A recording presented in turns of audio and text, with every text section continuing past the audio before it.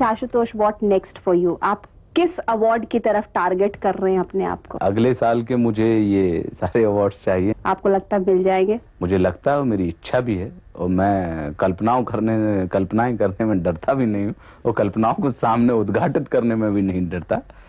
मुझे लगता है कि मुझे मिलने चाहिए और मिलेंगे, और उसकी वजह मुझे समझ में नहीं आती कि क्यों नहीं मिलेंगे, क्योंकि मेरे पास जो था वो मैंने पेश कर दिया। लोग मुझसे कहते थे कि मांगो ऐसे जैसे अपने बाप की हो, और नहीं मिली तो क्या अपने बाप की थी। मेरे दिमाग में काम करते समय वो रहते हैं, लेकिन काम करने के बाद फिर मैं उस दिशा में नहीं सोचता। मैंने काम कर दिया और बेहतर काम किया, मुझे वो चाहिए। जैसे भट्ट साहब की अभी फिल्म में जख्म में नेशनल अवार्ड्स मिला है जी अजय देवगन को जी, तो क्या आपको लगता है कि भट्ट साहब की आने वाली, या उस भट्ट साहब या मुझे बड़ी की आने तकलीफ, वाली एक बड़ा जख्म के बारे में मैं बोलना चाहूंगा कि भाई कि हिंदुस्तान में एक बड़ा विरोधाभासी माहौल देखने को मिला, और बड़ी हास्यास्पद बात भी है ये कि जिस सरकार ने अपने शासनकाल में जिस फिल्म को बैन किया, जिस फिल्म के ऊपर कितने किस्म के हंगामे किए गए कि ये हिंदू मुस्लिम के राइट्स को प्रवोक करेगी, ऐसा है वैसा है, ये समाज के लिए घातक है, उसी सरकार ने अपने उसी शासनकाल में उसी फिल्म को राष्ट्रीय पुरस्कार से नवाज दिया।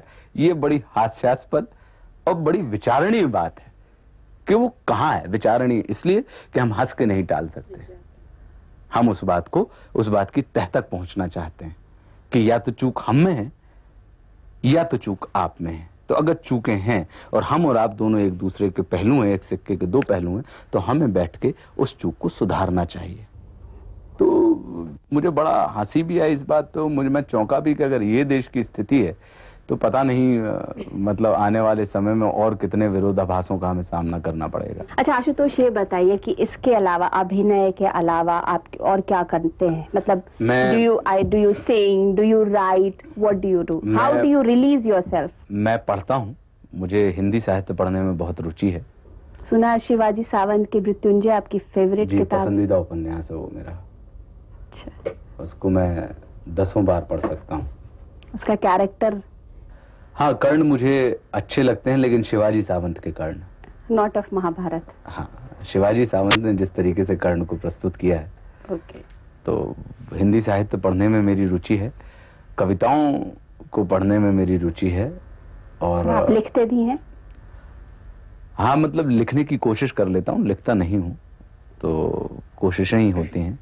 और साथ में मुझे नए नए दोस्त बनाने में बड़ी रुचि है। मैं सामाजिक प्राणी होने में मेरी बड़ी रुचि है कि मैं अपने आप को किसी आइलैंड पे खड़ा कर देना नहीं चाहता। मैं अपने आप को भूमि पे खड़ा करना चाहता हूँ, सारे लोगों के बीच, सारे लोगों के मध्य। तो वो मेरी एक रुचि में आता है, या मेरी रुचियां जनरली आवश्यकताएं होती हैं आपकी। तो मुझे लगता है कि ये मेरी आवश्यकता है। गाते वाते नहीं हैं आप? गाता भी हूँ, फोक सॉन्ग वगैरह गाते हैं आप? गा लेता हूँ। सीरियसली? हाँ। चलिए सुनाइए। ये एक बुंदेलखंडी फोक सॉन्ग है। मार मार लठियां चढ़ाई घाटियां, और बीचे में पलट गई माताई बेटियां, हना हना बांध लाग, कहियो रे चोली बांध लाग, कहियो रे इमली के पेड़ पे चढ़ी चिटिया, इमली के पेड़ पे चढ़ी चिटिया, और हमसे न बोले माताई बिटिया, हना हना बांध लाग, कहियो रे चोली बांध लाग, कहियो रे इमली की चटनी और आम को पनो, इमली की चटनी और आम को पनो, चीखो तो भौजी जो कैसो बनो न बंद। अभी हमने बातचीत की आशुतोष राणा से। आशुतोष से बातें करते वक्त ये आसानी से महसूस किया जा सकता है कि उनमें गजब का आत्मविश्वास है। यही नहीं, जिंदगी और एक्टिंग दोनों को लेकर उनका एक दर्शन भी है। इस नजरिए से देखें तो वे फिल्मों में अपने गॉडफादर महेश भट्ट के काफी करीब दिखते हैं। आज बस इतना ही। मैं अनुराधा प्रसाद आपसे विदा लेती हूँ। Good bye.